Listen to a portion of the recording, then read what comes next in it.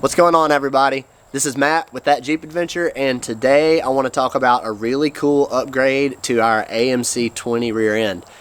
If you've ever owned an AMC20, you know that to pull the shafts, you have to pull the brakes apart, take the brake backing off, and all that. It's just a lot of work that with a kit here can be avoided. So our buddy George, right here, part number PBG, that's Parts by George, has created this kit, and he uses this adapter to replace the factory AMC20 brake backing with a Dana 35 brake backing. So the combination of these parts allows the brakes to stay on while you pull just the shaft. So we'll get in here, I'll show you all the parts, and I'll show you how that's possible.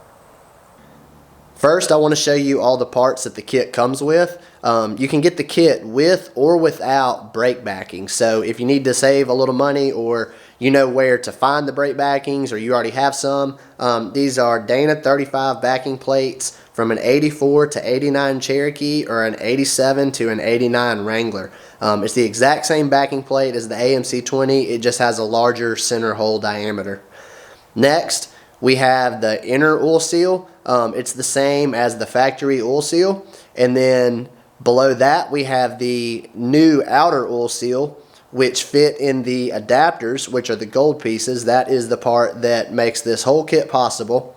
Above that we have the new dust shield covers. So these are cut to clear the brakes. And then we have new, longer hardware to get everything bolted up to the housing. So the kit comes with everything you need to get this going, and we're about to show you how it works.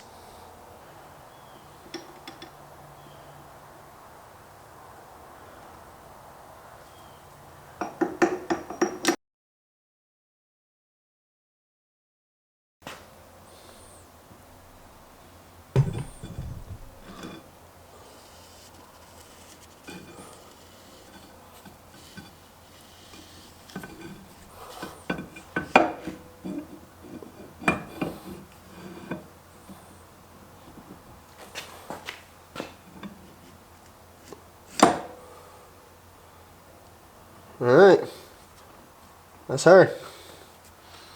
Next up is put the race on.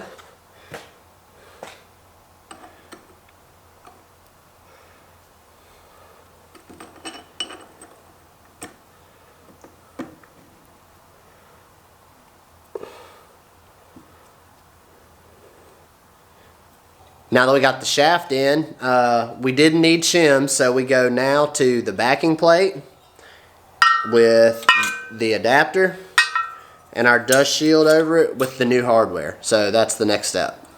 Alright, so the first thing you're going to do is push your new bolts through the back. Alright.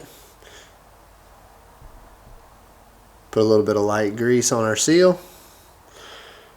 And we're just going to slide it in there. I'm going to use a socket. It's the same size as the seal here, and just tap it in.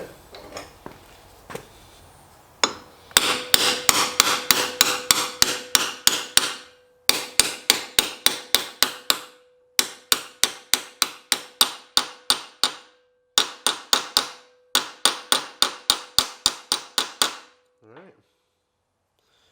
That's her. Alright, so the next step is the backing. You want to make sure that you've got the right one on the right side. This one has the hole. You want it to be facing forward, so for the e-brake cable to come in from the front of the axle. If this is on the other side, the e-brake cable is going to be facing towards the back. So this is the right way for this.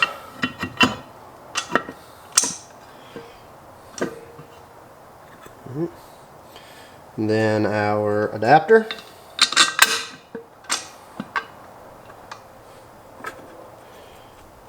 And our dust shield.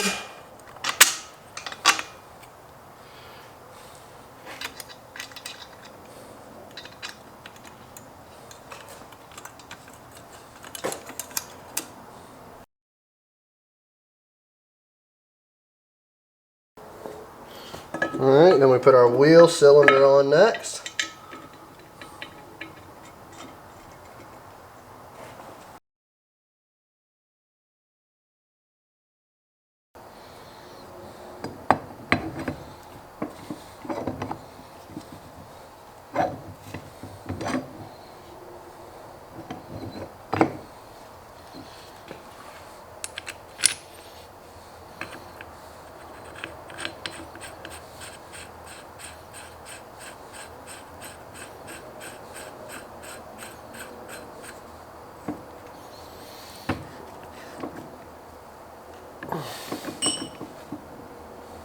Now the drum goes on.